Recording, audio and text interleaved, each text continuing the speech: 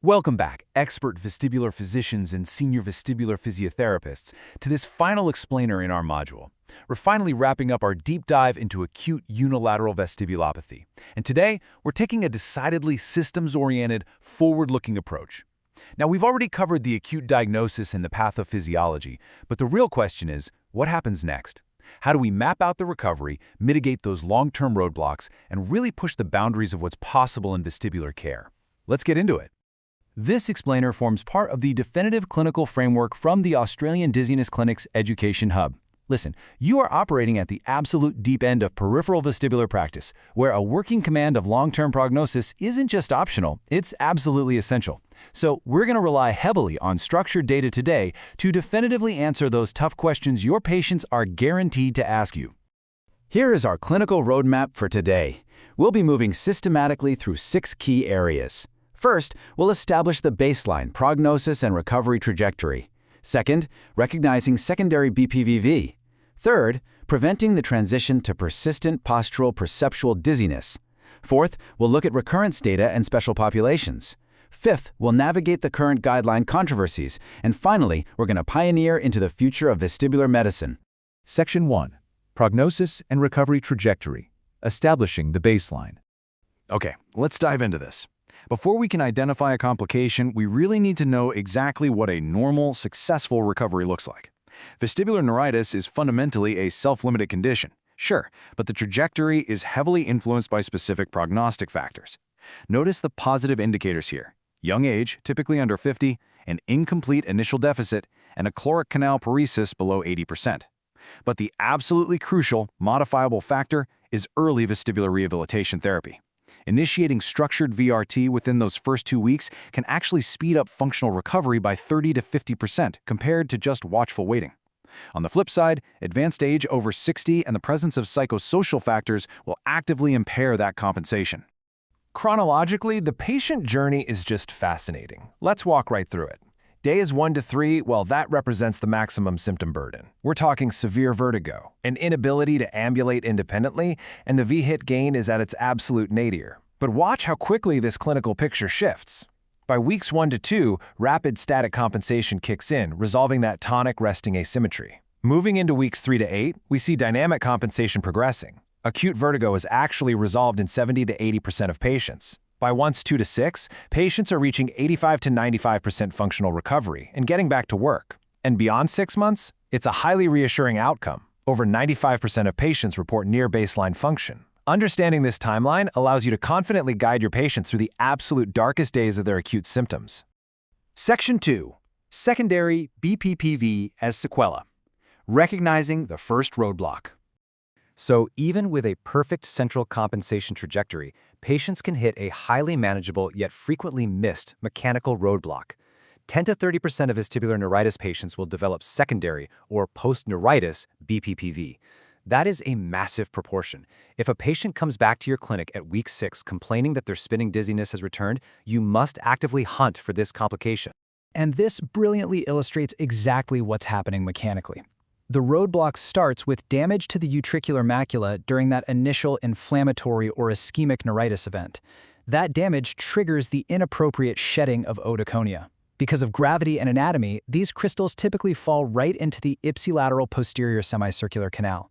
Now, your clinical discriminator here is vital. You have to differentiate secondary BPPV from incomplete central compensation. And how do we do that? Through a formal positive Dix-Hallpike test revealing canal-specific nystagmus. If it's BPPV, you hit them with standard repositioning maneuvers and get them right back on their recovery track. Section 3. Preventing the PPPD transition, identifying risk early. Now we're shifting from a mechanical complication to a perceptual one, focusing on the interface between acute vestibular events and chronic dizziness.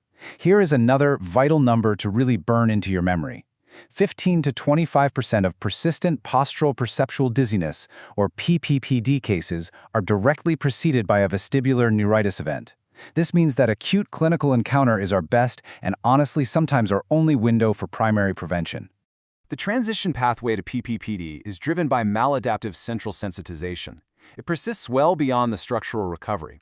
Basically, the brain learns a fear avoidance pattern during the acute phase, and it just fails to unlearn it. The key takeaway for you as a clinician is early identification. You need to look for the early risk targets right at the acute presentation: health anxiety, catastrophizing, and extreme avoidance behaviors.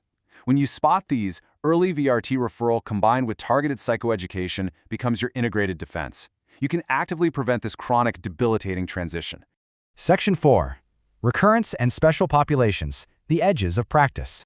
We absolutely need to address the common fears patients have about this happening again. So the crucial point is this specific counseling-grade statistic from Huppert in 2006. The rate of ipsilateral recurrence over a 12-year period is less than 2%.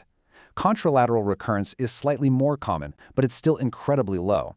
So when a patient is sitting in your clinic, terrified that they're going to wake up tomorrow spinning violently all over again, you can use this data to appropriately and confidently reassure them. It's a game changer for their anxiety. Let's contrast how this disease behaves in different populations.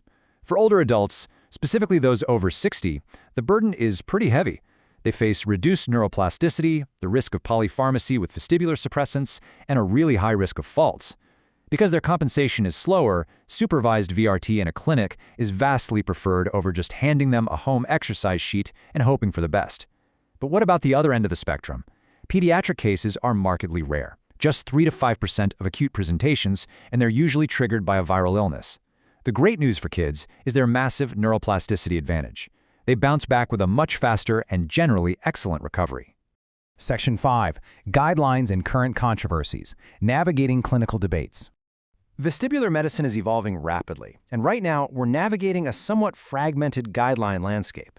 We use the Bay-Carney Society 2022 framework for diagnosis and the Cochrane 2023 review for VRT evidence, but there is no single unified disease-specific guideline, which brings us to two major clinical debates. First up, the corticosteroid controversy. We have a real conceptual dissociation here. On the physiologic side, the landmark Strupp 2004 RCT clearly confirmed that methylprednisone improves caloric recovery. Simply put, the nerve functionally heals better. However, on the clinical outcomes side, subsequent meta-analyses show highly inconsistent results regarding actual patient-reported functional recovery or return to activity. Why is that? Because subjective clinical well-being is primarily driven by central compensation, not just peripheral nerve recovery. So we remain in a state of clinical equipoise, reserving steroids generally for severe acute deficits seen within that 72-hour window. And we see a remarkably similar paradox with antivirals. The histopathological evidence is incredibly compelling. We find HSV1 DNA in roughly 2/3 of human vestibular ganglia at autopsy, which makes viral reactivation the leading theoretical trigger. But the clinical reality? RCT evidence for antiviral therapy is consistently negative. Because of this, antivirals are not currently recommended as standard care until we see future multicenter trials with extremely early initiation, meaning within 24 hours, using patient-centered endpoints. Section 6. Future of Vestibular Medicine.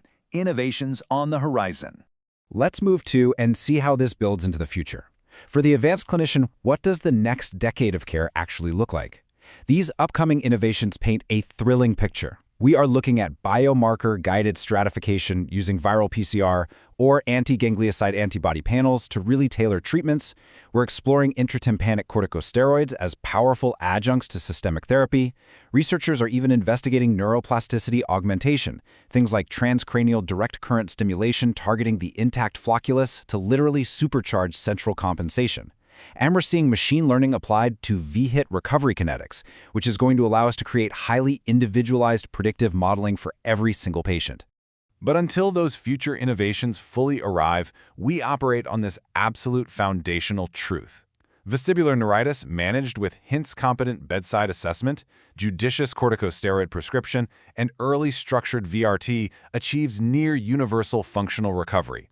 You, the vestibular physician, with your expertise spanning acute diagnosis, pharmacological decisions, and rehabilitation coordination, are the ultimate determinant of that excellent patient outcome. Thank you so much for joining me for this explainer. We've mapped the trajectory, we've identified the roadblocks, and we've looked right into the future. I want to leave you with this final thought. Every acute dizzy patient sitting in your emergency department or clinic is standing at a crossroads.